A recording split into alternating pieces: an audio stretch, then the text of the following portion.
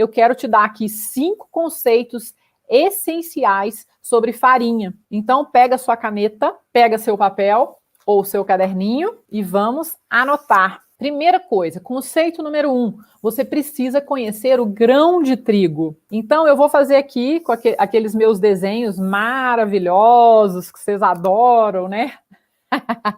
Vou fazer um desenho aqui para você entender melhor o grão de trigo. Vamos lá, o grão de trigo tem 3 partes principais. Ele tem o germen, que é aqui, ó, essa bolinha cor-de-rosa. O germen de trigo, ele contém lipídios e açúcares, tá? Gordura. E ele ocupa mais ou menos 3% aí do grão de trigo.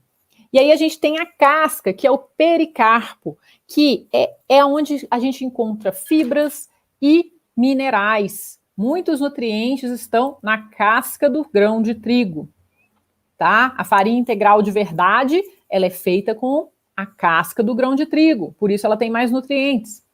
E a gente tem também o endosperma, que é onde a gente encontra amido e proteínas formadoras do glúten. Você vê que a maior parte do grão de trigo é a parte do amido e das proteínas, que é o endosperma, que ocupa mais ou menos 88% do grão de trigo. Farinhas brancas têm o endosperma, elas não têm a casca. É muito importante você entender o grão de trigo quando você quer entender sobre farinha. Então, beleza. Agora que a gente entendeu aí a fisiologia assim, bem básica do grão de trigo, o conceito número 2 de farinha que você precisa entender, farinha branca versus farinha integral. Olha só, a farinha branca tem apenas o endosperma, que é aquela parte maior do grão de trigo. Tem menos nutrientes, ela tem menos sabor, mas ela proporciona um miolo mais leve, ela tem menos fibra, ela tem um menor teor de cinzas, ela tem menos minerais. E aí, a gente tem a farinha integral, que tem mais partes do grão de trigo. Ela tem mais nutrientes, ela ajuda a melhorar a fermentação, além de benefícios para a saúde, como redução de colesterol, redução da glicose, e ela aumenta a saciedade pelas fibras presentes nela. Então, você tem que entender a diferença aí entre farinha branca e farinha integral. A farinha integral traz mais sabor, mais cor, mais textura para o seu pão. A farinha branca tem menos sabor, mas às vezes é isso que você quer, porque o seu pão vai ter outros sabores. A farinha integral normalmente traz um pão um pouco mais pesado. A farinha branca traz um pão com um miolo mais leve. A farinha integral tem um maior teor de cinzas, que é a quantidade de minerais que restam depois de queimar a farinha. Tem um teste que é feito para a gente entender o teor de cinzas da farinha. A farinha integral tem um teor de cinzas maior, que pode chegar até 1,5% de cinzas, tá? Que é a T150 na classificação de farinhas por teor de cinzas. A gente tem T45, que é baixo teor de cinzas, uma farinha bem fininha para fazer biscoito, para fazer bolo. Aí a gente vai para a T65, que é uma farinha que tem um pouco mais de cinzas, é uma farinha que é muito boa para fazer pães, T80 também. Aí a gente chega na T150, que é uma farinha bem integral, que é uma farinha que tem 1,5% de cinzas, só que ela tem mais nutrientes, mais sabor e mais aroma. Então é bem interessante a gente entender como que essa classificação por teor de cinzas tem a ver com qual parte do trigo essa farinha tem. Essa classificação é mais usada na Europa, tá? Não é usada no Brasil. Então, você já entendeu aí um pouco da diferença entre farinha branca e farinha integral. Tem outras diferenças, mas eu estou fazendo isso aqui de uma forma resumida. O que você precisa lembrar é que a farinha branca tem menos nutrientes e a farinha integral tem mais nutrientes. A princípio, isso já vai te ajudar. E quanto mais nutrientes, melhor é a sua fermentação. Agora, o conceito número 3, farinha com glúten e farinha sem glúten. A farinha com glúten traz mais estrutura para uma massa de pão. É o que a gente quer quando a gente está fazendo esses pães que crescem e ficam lindos e crescem no forno, os pães rústicos lindos que você vê. Né? Eles são feitos com farinha que tem glúten. Nós agora não vamos falar se glúten faz bem ou faz mal. Em outra aula eu vou explicar isso para você. Mas o fato é que quanto mais glúten uma farinha tem, ela tende a te dar mais estrutura. E as farinhas que contêm glúten são farinhas de trigo, de centeio, de cevada. E aí a gente tem as farinhas sem glúten, que trazem menos estrutura para uma massa de pão, como aveia, arroz, mandioca. Então você já está entendendo um pouquinho aí a diferença entre as farinhas com glúten e sem glúten. Agora a gente vai falar sobre farinha fraca versus farinha forte. Às vezes você está começando agora, alguém te falou que tem que ter farinha forte. O que é isso? O que é farinha fraca e o que é farinha forte?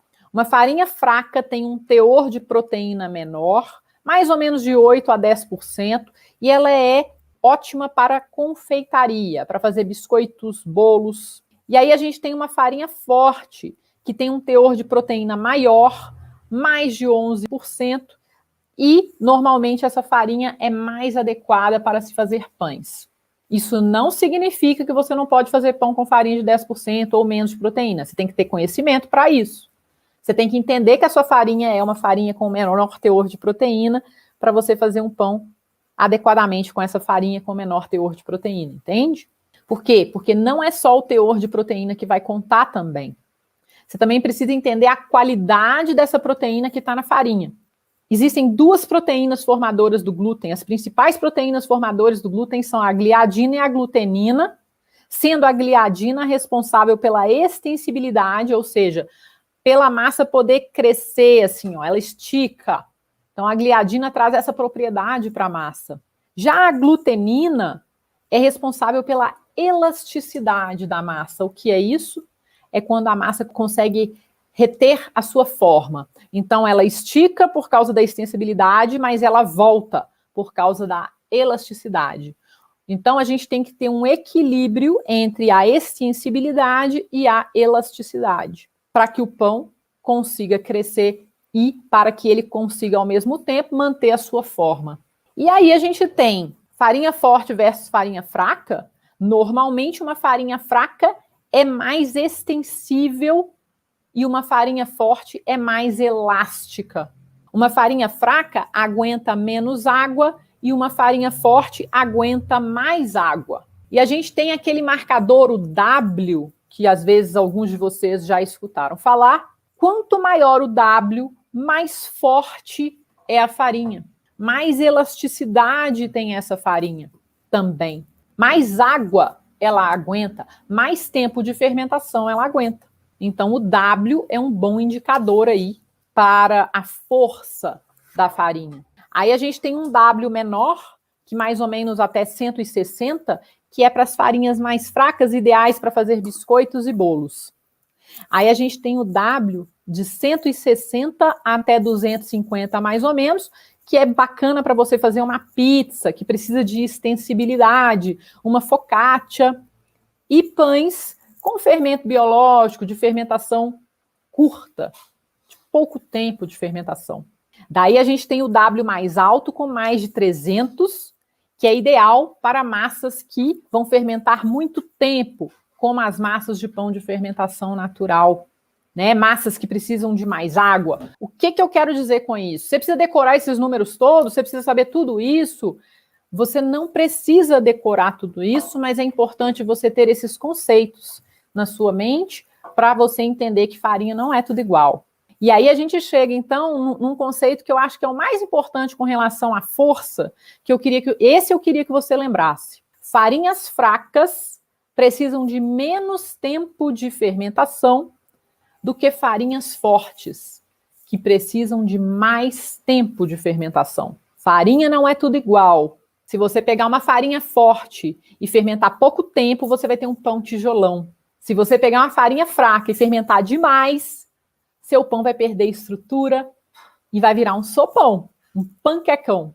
Esse conceito é importante. Talvez o mais importante de todos. E aí a gente chega no quinto conceito sobre farinha, que é farinha orgânica versus farinha não orgânica. Farinha comum, né? Olha só. A farinha orgânica é cultivada num ambiente que não tem pesticida, fazem mal para a nossa saúde. Normalmente o solo é cuidado com mais nutrientes, ela é melhor para a nossa saúde, para o meio ambiente, e não só isso, ela é melhor para a fermentação do seu pão, né? Existem uma série de farinhas orgânicas de boa qualidade no Brasil,